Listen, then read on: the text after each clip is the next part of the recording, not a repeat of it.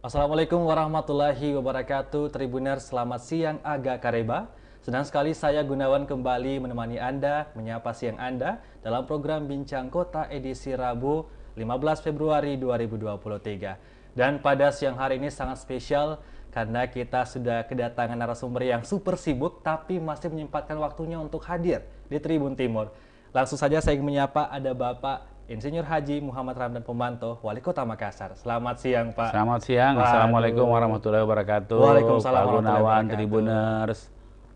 Ya, terima kasih banyak nih Pak sudah menyempatkan waktunya hadir ya di Tribun Timur. Saya yang terima kasih. Ya. Tribun masih kasih ruang Iya, kita untuk betul. diskusi. Selalu ada ruang untuk Bapak Wali Kota tentunya. Siap. Nah, Pak, sesuai dengan tema kita pada siang hari ini, yaitu banjir dan tata ruang Kota Makassar. Tentunya kita akan membahas banyak hal ya mengenai situasi yang kita hadapi kemarin-kemarin ini. Situasi yang kurang kondusif di mana tepatnya pada hari Senin kemarin tanggal 13 Februari kota kita dilanda banjir ya. Betul. Yang dimana akhirnya merendam beberapa wilayah yang ada di Kota Makassar. Terus juga ada banyak sekali problem-problem yang kita hadapi beberapa hari belakangan ini. Betul sekali.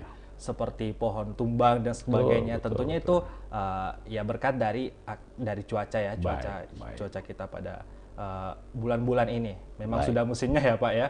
Baik. Nah, untuk itu mengenai banjir nih, kita akan berbicara banyak dulu tentang banjir nih ya Pak. Diketahui bahwa Makassar ini mengalami banjir terparah setelah 40 tahun ya, 40 tahun terakhir ya. Benar. Itu seperti apa Pak? Iya, jadi sebenarnya banjir kemarin itu mestinya itu tidak perlu dikagetkan karena sudah ada peringatan dini sejak awal oleh BMKG. Jadi otoritas yang memang memiliki otoritas cuaca. Tapi barangkali banyak orang tidak baca. Nah, yang saya heran adalah sudah diingatkan bahwa akan ada cuaca ekstrim. Itu artinya curah hujan yang sangat ekstrim. Kemudian masih ada pertanyaan, kenapa banjir? Nah, ini kan menarik sekali. Tapi ya, kita harus menjawab dalam logika-logika yang bisa diterima orang. Walaupun juga sudah bercampur, informasi sudah bercampur baur. Tapi yang jelas secara teknis adalah, banjir hari ini bukan menjadi persoalan Makassar saja, tapi sudah menjadi masalah dunia. Eropa yang dibilang tata ruang yang paling canggih, yang dibilang smart city, banjir juga. Singapura yang boleh dikatakan smart city terbaik di dunia, kemudian kota yang sangat terencana, banjir juga. Jepang banjir juga, Amerika banjir juga. Saya pas di Amerika kemarin banjir. Saya pas di Australia baru selesai banjir di Sydney. Jadi banjir ini bukan hanya Makassar. Cuma hanya Makassar yang biasanya kalau orang banjir save Australia, save Amerika, save apa. Ini tidak. Ya, seolah-olah kalau banjir itu wali kotanya yang salah gitu. Ini yang sangat Nah, disayangkan jadi ya, saya Pak, kira sebenarnya. jangan ada dimasuk-masukkan dalam politik. Kita butuh bersatu untuk memperbaiki ini semua. Kalaupun ada yang kurang, ayo sama-sama kita perbaiki. Ya, menyambung tadi apa yang disampaikan Bapak Wali Kota ya, betul sekali bahwa memang banjir ini bukan hal yang baru bagi Kota Makassar. Bagi seluruh dunia pun semuanya mengalami banjir. Terlebih sudah disampaikan oleh BMKG yang memang bidangnya di situ, yang menyampaikan bahwa memang Sulsel khususnya mungkin Kota Makassar akan dilanda cuaca ekstrim sekira tanggal 12 Februari sampai dengan tanggal 16 ya Pak.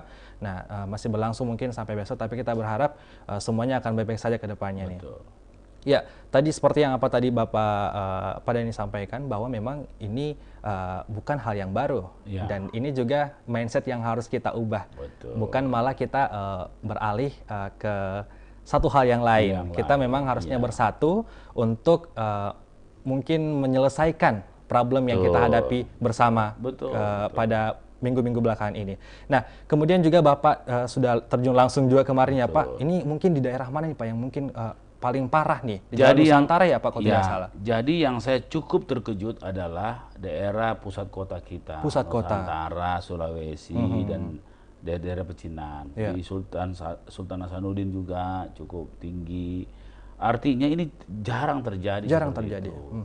Saya berada pada puncak banjir ya ada lagi yang puncak orang bilang puncak genangan, genangan lagi sama banjir. Itu lagi bukan bagaimana solusinya, tapi genangan sama banjir yang didiskusikan.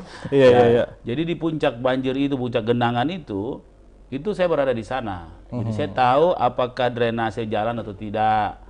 Saya tahu memang sampah begitu banyak. Nah, paling tidak kita bagi tugas lah. Masyarakat, ayo jangan buang sampah sembarang tempat. Pemerintah akan kasih bersih drainase. Kemudian para tokoh-tokoh agama, mari kita berdoa. Kemudian para anak-anak muda yang kuat-kuat, mari kita menjadi relawan. Kita bagi tugas. Jadi bersinergi ya Pak? Bersinergi. Betul. Sehingga kalau ada bencana seperti ini kan sekarang ekstrimnya itu luar biasa. Dia attacking 1 hari saja. Kemarin kan surut 10 jam. Ya, artinya polisi diapresiasi kerja-kerja petugas pemerintah kota itu yang menjaga saluran-saluran. Sampahnya banyak sekali. Ada lemari, ada meja, ada apa. Itu dijaga 24 jam. Memang kalau di grup WhatsApp siaga banjir, teman-teman media itu kan paham betul. Jadi yang ngomong ini orang yang tidak tahu dan tidak memantau secara live apa yang dikerjakan oleh pemerintah kota. Kami punya namanya grup siaga banjir. Kami punya comment center. Kami selalu update setiap jam. Jelas sekali semua, termasuk kerja-kerja SKPD semua. Kemarin yang menarik adalah karena serentak semua SKPD turun. Betul. Nah, sehingga banjir cepat tertangani dan setelah 10 jam semua normal kembali. Alhamdulillah. Jadi totalnya terhitung ada 12 kecamatan ya Pak terendam banjir selama dari 10 jam 15 ya? kecamatan. Dari 15 kecamatan, betul. Jadi eskalasi itu dari 1.000, 2.000 langsung hampir 5.000 itu hitung jam saja. Hitung jam.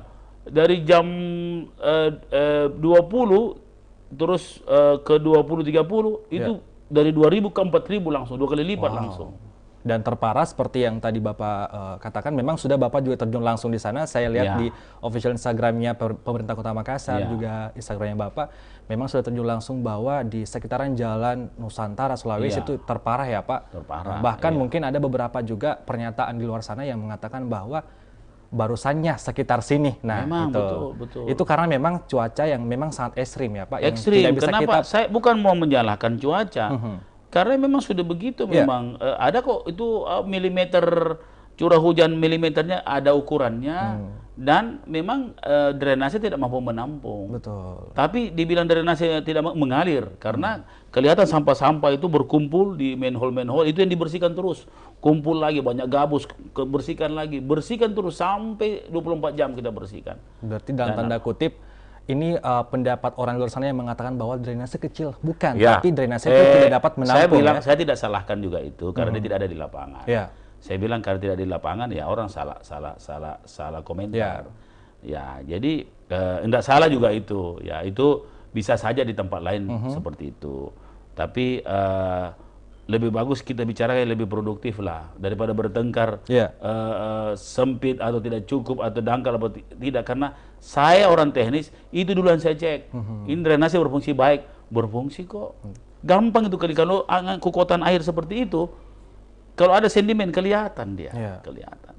Ya memang yang sangat adalah sampah bawaan, yang sampah apung itu yang banyak sekali. Menjadi tapi problem itu utama, terus dibersihkan dan alhamdulillah saya kira tadi saya ketemu beberapa bupati di Karebosi tadi, dia sampaikan itu surprise dengan 10 jam itu udah surut. Memang beberapa tempat belum surut yang dekat-dekat sungai, dekat-dekat perbatasan, tapi prinsipnya di tengah kota sudah surut.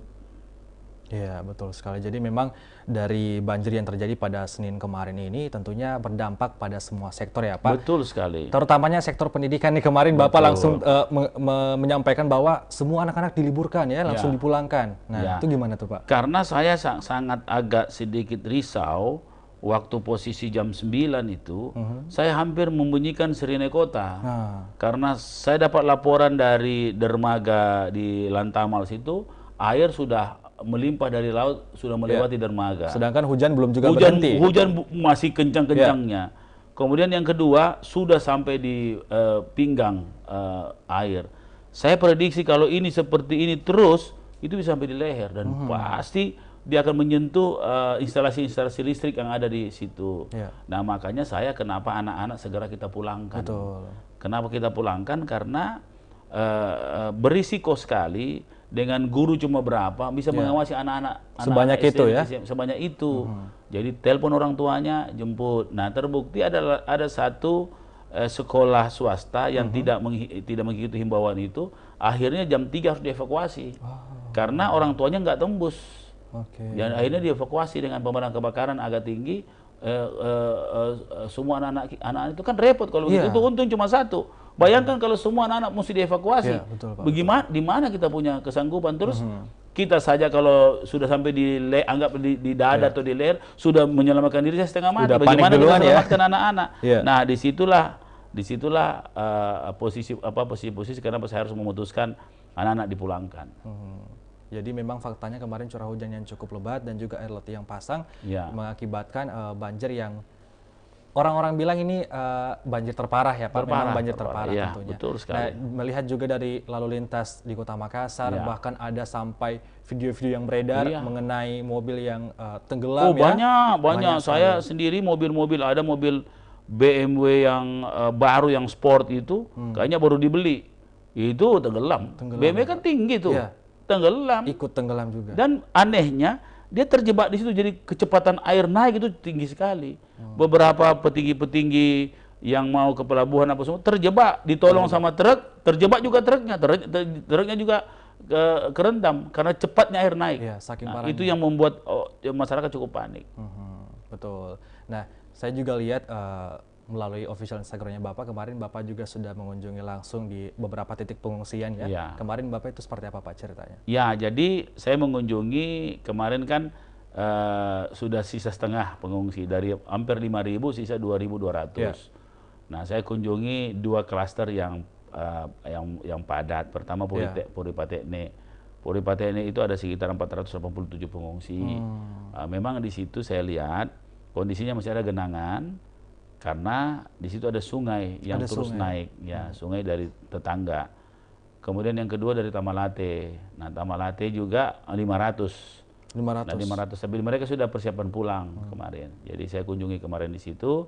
Mereka dalam keadaan yang sangat baik. Bahkan saya datang itu seperti orang tidak berduka aja, karena senang sekali mereka karena mereka dilayani dengan baik, berteriak, semangat, dan dia merasakan bahwa kebersamaan itu luar biasa sekali. Jadi yang masalah ini hanya di media sosial, di kenyataannya lapangan enggak ada. Masyarakat senang kok. Jadi memang yang panas memang di orang-orang tertentu saja ya Pak, di media sosial yang bisa kita bilang menggunakan media sosial dengan tidak bijak ya. Ya, jadi sebenarnya kalau saya, mari enggak apa-apa. Tahu dulu masalahnya, kritik kalau ada yang kurang, silakan kritik. Tapi jangan kasih informasi menyesatkan. Yang saya sedih itu informasi menyesatkan. Misalnya gara-gara reklamasi kah, begitu ide gara-gara lubang yang digali-gali, tidak ada hubungannya. Bahkan dari hal kecil pun yang tidak ada sangkut pautnya. Sangkut pautkan itu kan menyesatkan. Kalau yang lain-lain, kan kalau reklamasi bukan pemerintah kota, tapi saya harus bela bahwa itu yang benar ini gitu. Ini kan masalah kebenaran gitu. Jadi memang kita memang harus menangkal, istilahnya mengubah mindset orang-orang luar sana harus ya Pak? Semua jangan kalau saya biarkan, saya juga zalim namanya. Bisa saja saya biarkan, karena kan bukan pemerintah kota itu. Tapi tidak boleh begitu, pemerintah tidak boleh begitu. Betul. Nah, terkait banjir dan juga tata ruang Kota Makassar, nah ini yang banyak sekali para warganet di luar sana, para Tribuners juga yang menyaksikan mungkin yang bertanya-tanya Pak, sebenarnya bagaimana tata ruang kota sebenarnya yang baik, seperti apa?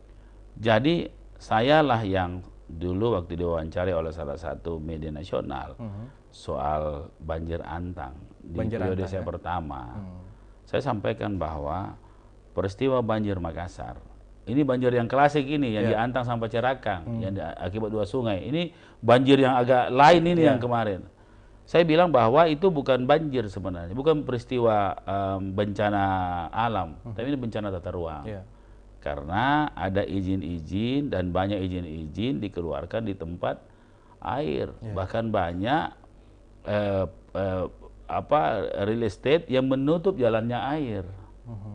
Nah, makanya saya dalam Gakum atau penegakan hukum ini akan keras.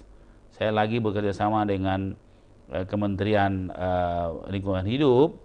Salah satunya adalah saya ingin mendapatkan sertifikasi 15 penyidik PNS saya soal lingkungan hidup dan 153 pengawas lingkungan hidup. Kami bisa menangkap orang kalau dia membuat kerusakan lingkungan atau menghambat air. Nah, inilah yang saya bilang tadi persoalan tata ruang. Nah, secara misalnya hubungan dengan banjir ini dengan tata ruang, sebenarnya secara keterhubungan langsung itu hampir tidak ada. Tetapi secara tidak langsungnya itu jelas sekali. Kenapa? Karena ini kan menyangkut perilaku, menyangkut penutupan serapan air, ya itu kan jelas. Kemudian RTH itu kita cukup dari dulu kan RTH kita cuma 9%, sekarang 12%. Sudah ada peningkatan. Tidak gampang meningkatkan RTH. Betul. Ya karena kita butuh lahan yang kita mau hijaukan. Nah sekarang memangnya kita mau beli lahan di Jenderal Sudirman situ baru kita tanami pohon. Di mana duitnya? Kan begitu kan tidak mungkin. Ya, tapi bagaimana memaksimalkan ruang-ruang yang ada dengan coverage hijau yang padat gitu. Nah, paling tidak kan satu-satunya kota yang menanam itu ketapang kencana di seluruh Indonesia itu yang secara masif Makassar. Tidak ada orang pakai itu yang masif begitu. Dulu kan waktu yang masif kita juga dikecam juga. Jadi memang kalau saya bikin aja lah yang mana yang baik. Sekarang dikecam lagi. Dia tidak tahu bahwa kita ini cukup hijau loh jalannya kita. Dan cukup meningkat. Makanya karena tidak punya data, asal omong. Jadinya kan dia tidak tahu bahwa RTH kita naik hampir 4%. Menaikkan 4% tidak gampang. 4% dengan 700-an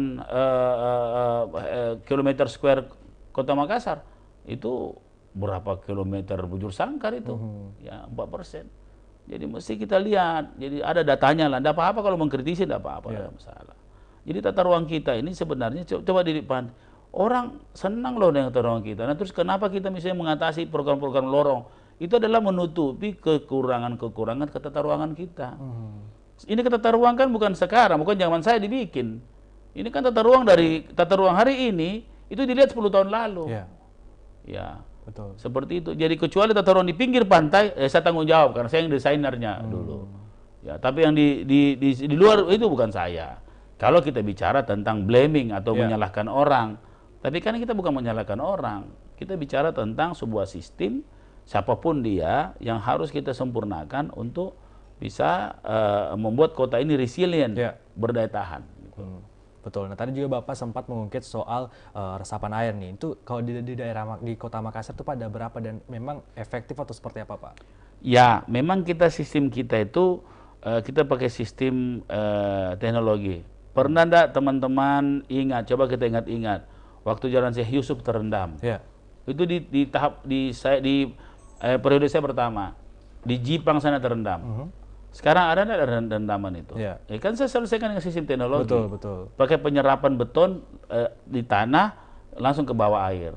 Nah, itu sama seperti teknologi yang gubernur sebelumnya buat di muka kantor gubernur tapi tidak berhasil. Tidak berhasil di situ. Sama teknologinya. Saya yang duluan pakai teknologi itu. Jadi kan ada orang mengklaim bahwa duluan dipakai. Enggak, saya duluan pakai itu di Jipang sana. Ya, tapi alhamdulillah sukses. Nah, artinya sekarang kalau di Amerika itu dia pakai namanya water retention. Water retention. Jadi tempat penampungan air supaya bisa menyerap. Dalam kolam-kolam bukan drainase. Jadi kolam-kolam tanah. Ya, kolam-kolam tanah. Nah, memang ada 2 tempat di secara tata ruang kita tentukan menjadi resapan air. Pertama Lakang, yang kedua Biring Romang. Roman Tangaya. Roman Tangaya. Nah, itu kita tetapkan jadi resapan air dan memang daerah air. Roman Tangaya itu daerah air. Begitu. Oke, jadi Tribuners seperti yang tadi Bapak juga katakan memang ini sistemnya dari Bapak ya dulunya ya. Yang pada akhirnya hasilnya kita lihat bersama di daerah di sekitaran Jipang itu ya Pak? Ya di Jipang, ya betul. Oke, nah ini terkait kalau soal mendirikan bangunan nih Pak, itu bagaimana izinnya? Itu betul. Jadi sekarang ini pendirian bangunan ini kan sudah berangsur-angsur beralih dari IMB ke PBG. PBG itu melalui OSS. Nah ini agak parah. Kenapa? Karena pengendalian ruangnya tidak terkontrol. Karena itu langsung dengan sistem yang ada di pusat. Nah walaupun sekarang belum berlangsung, tapi lagi sedang persiapan. Nah tentunya syarat-syarat bangunan dan syarat-syarat ketata ruangan ada namanya KRK. Keterangan ruang kota. Nah ini kesesuaian ruang kota. Nah inilah yang harus pemerintah terus jaga. Ya. Coba misalnya gampang dites, adakah perumahan di daerah air yang saya kasih izin di zaman saya? Coba cek, tidak ada itu. Ya. Tidak ada, saya tidak pernah kasih. Oke. Ya, nah kira-kira begitu. Jadi harus memang kebijakan jelas sekali, leveling itu harus jelas. Jangan sampai level air.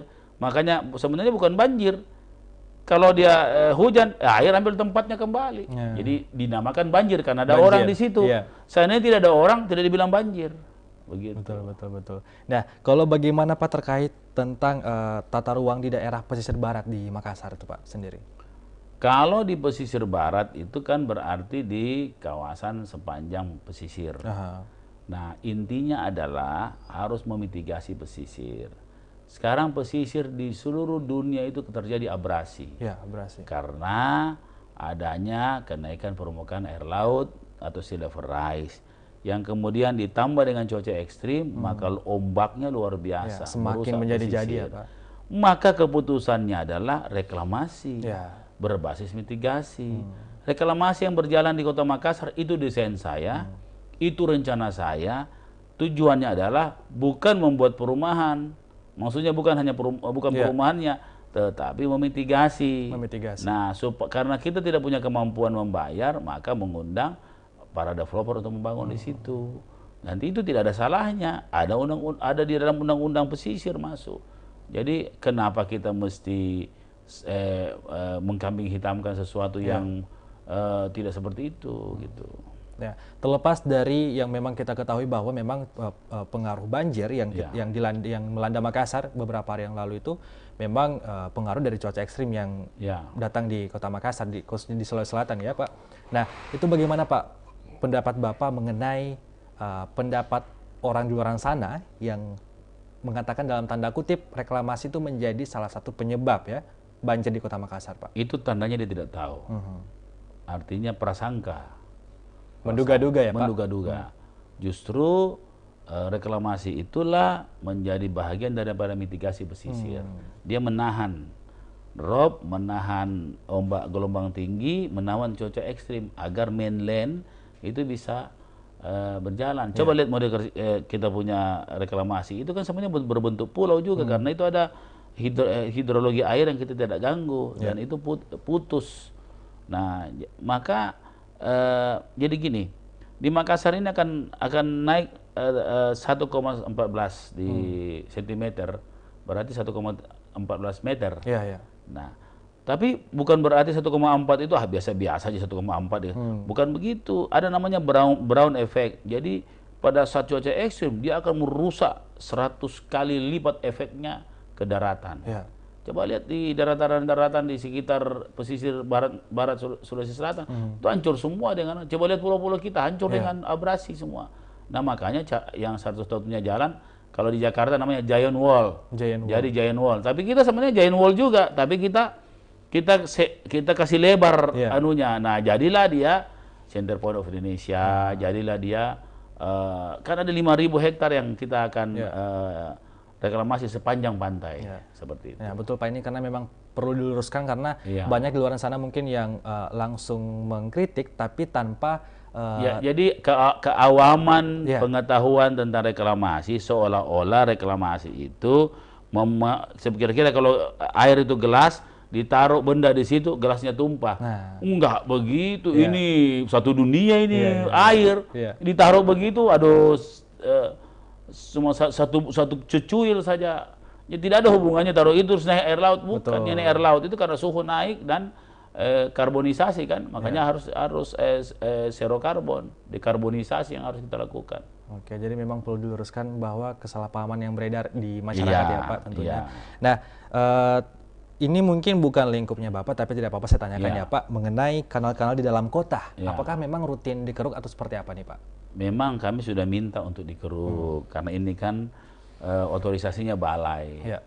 Kami selalu bersihkan. Ini saya lagi ada penuh sampah di kanal, saya sudah bersihkan. Udahlah daripada kita saling tuduh menuduh dan tidak dikerja juga, lebih kita yang kerja. Jadi langsung action ya Pak. Mestinya itu yang Yang anehnya itu peristiwa di situ disalahkan pemerintah kota. Harus mereka tahu bahwa bukan kita, tapi kita juga ikut sama juga di pinggir pantai. Pinggir pantai bukan kita lagi, itu udah provinsi. Sepenuhnya bukan lingkup kota ya Pak? Bukan, tanggung jawab kota. Seperti itu. Betul. Nah, ini Pak, ini masih terkait dengan banjir dan juga kaitannya dengan tata ruang kota.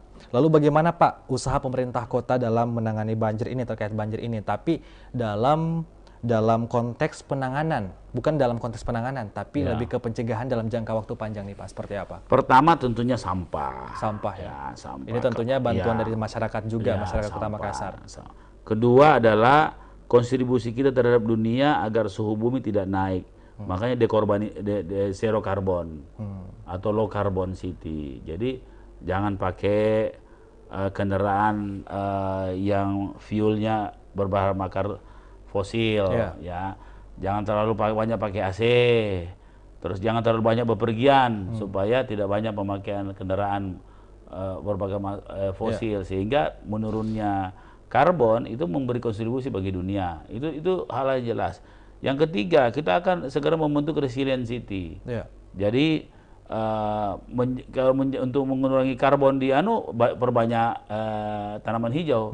Nah, makanya sukseskan tuh lorong wisata, karena di situ kita menghijaukan lorong-lorong. Sudah terbukti dengan teman-teman dari peneliti Amerika sudah berhasil membuktikan bahwa lorong wisata itu punya kontribusi terhadap dekarbonisasi.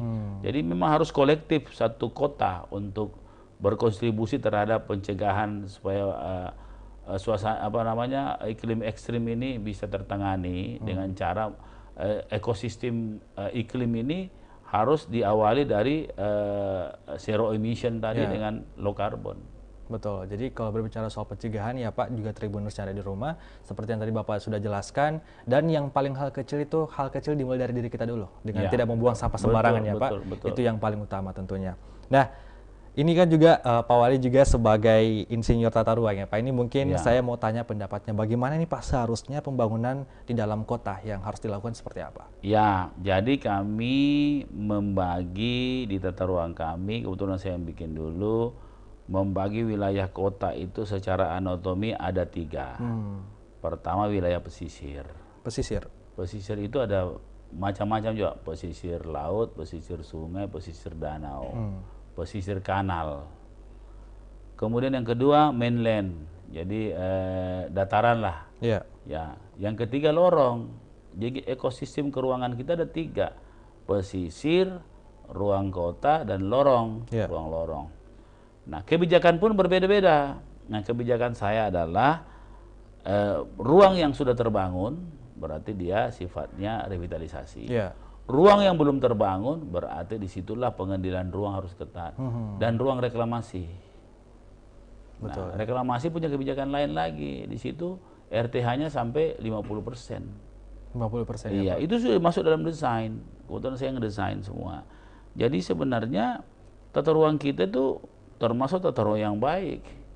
Ya, itu gampang dengan beberapa penghargaan-penghargaan yang kita terima soal itu. Ya, cuma kan sekarang apakah tata ruang itu resilient atau tidak? Nah, itu harus kita bangun.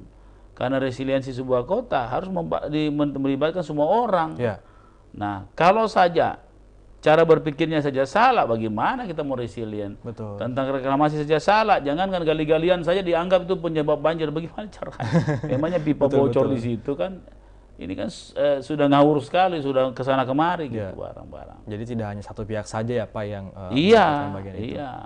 Nah, ini kemarin Pak yang berlangsung mungkin dari hari Senin banjir ini ya, yang sudah surut selama 10 jam, itu seperti apa Pak penanganannya ke depan, yang dimana tentunya tidak bisa kita pungkiri mungkin kita tetap siaga, tetap waspada dengan cuaca ekstrim yang mungkin saja akan melanda Kota Makassar lagi. Bagaimana Pak, apakah sudah melakukan koordinasi dengan BPBD dan stakeholder lainnya terkait penanganan cuaca ekstrim ke depannya Pak? Jadi memang pertama peralatan kita harus tambah, misalnya perahu karet, terus dapur-dapur umum. Saya sudah beli 2 mobil besar. Terus keren-keren kami juga udah bagus. Alat berat kami sudah bagus. Maksudnya sudah kita adakan. Nah, saya kira memang pertama dalam sisi peralatan untuk mendukung kesiapsiagaan tanggap darurat itu. Nah, kemudian setelah itu sebenarnya yang paling penting adalah pendidikan bagi anak-anak kita di dunia pendidikan agar anak-anak paham betul tentang mitigasi bencana. Nah, dan yang jadi masuk ke dalam pendidikan. Yang ketiga adalah memang perlu ada revisi tentang sistem drainase kota. Cuma karena ini melibatkan 3 otoritas, pusat, provinsi, dan kota, ini kami harus segera mengkoordinasikan secara cepat. Jadi 3 hal itu. Jadi memang itu yang pertama tadi Bapak sebutkan, pendidikan juga ini sangat penting untuk kita berikan kepada anak-anak, kepada adik semua tentang seperti apa kita menghadapi situasi seperti ini ya Pak. Betul. Sekali. Nah, kemudian juga Bapak kemarin terakhir mengunjungi mungkin kabar terkini Pak dari titik pengungsian ataupun daerah yang masih tergenang banjir seperti apa Pak? Ya, terakhir itu mereka dalam keadaan yang baik-baik saja. Mereka minta minyak tawon, minyak telon, kemudian untuk bayi, popok bayi, kemudian untuk para orang tua itu diperiksa kesehatan berkala. Kita lakukan, sudah kita lakukan.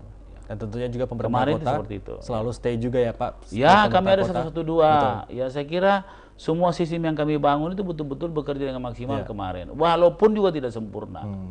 Setidaknya bekerja dengan baik seperti yang tadi Bapak sampaikan, sudah berjaga di beberapa titik ya Pak? Ya, jadi saya bilang sama mereka di caption status saya bahwa satu kerja aksi nyata biar kecil lebih baik dari 1000 komentar. Jadi yang komentator itu, ayo sini sama-sama biar aku bawakan telur satu mau orang. Betul, biasa. Daripada komentar salah lagi, kalau benar baik, tapi kalau salah lagi kan rugi. Ya, rugi saja waktu, lebih baik bantu orang. Daripada mengerti panjang lebar, mending kita langsung terjun action ya Pak, betul ya? Dan saya kira jangan banggalah dengan postingan-postingan yang justru kontraproduktif. Betul. Nah, Pak, ini kita sudah membahas banyak tentang seperti apa banjir yang melanda Kota Makassar, juga mengenai membahas tentang tata ruang kota. Untuk itu mungkin sebelum kita menutup perjumpaan kita pada siang hari ini, mungkin Bapak ingin menyampaikan, silakan Pak, kami beri waktu. Ya, jadi saya kira mari sama-sama terus waspada karena cuaca ekstrim dan kejadian banjir genangan seperti ini, saya pastikan risikonya akan selalu berlangsung. Ya, walaupun kita tentunya harus berusaha untuk tidak sampai seperti itu dan berdoa. Karena ini adalah iklim dunia, jadi itu global. Yang kedua adalah segera membangun resiliensi dengan cara melibatkan semua orang yang penanganan banjir. Ini sebenarnya sudah bagus karena RT/RW turun, Pakandato turun, Basibarania turun semua. Nah, cuma kan lagi-lagi penanganan ini tergantung juga kondisi masyarakat yang ada di situ. Dan yang ketiga adalah mari kita masukkan mitigasi bencana ini dalam kurikulum nanti, kurikulum lokal, agar anak-anak kita sudah terlatih untuk men-survive dirinya. Ya, misalnya kita bisa lihat bahwa sekarang masih bersyukur cuma 10 jam. Kalau itu berlangsung 10 hari, bagaimana dengan makanan, bagaimana kan banyak persoalan yang muncul. Nah, kita harus menskenariokan berbagai kemungkinan agar kita siap. Namanya mitigasi dan adaptasi. Betul sekali. Terima kasih banyak Pak. Terima kasih Pak Gunawan. Sudah menyempatkan waktunya lagi untuk hadir di Tribun Timur. Semoga kita bisa bertemu lagi di lain kesempatan, dan tentunya kita berharap semoga Kota Makassar kita selalu akan cerah ke depannya Pak ya. Tidak ada lagi peristiwa-peristiwa seperti yang kemarin yang akan kita hadapi tentunya. Terima kasih juga untuk Tribuners yang sudah menyaksikan kita dari awal program hingga akhir program. Untuk itu saya Gunawan, mewakili kru yang bertugas, pamit undur diri. Terima kasih, sampai jumpa. Wassalamualaikum warahmatullahi wabarakatuh. Waalaikumsalam warahmatullahi wabarakatuh.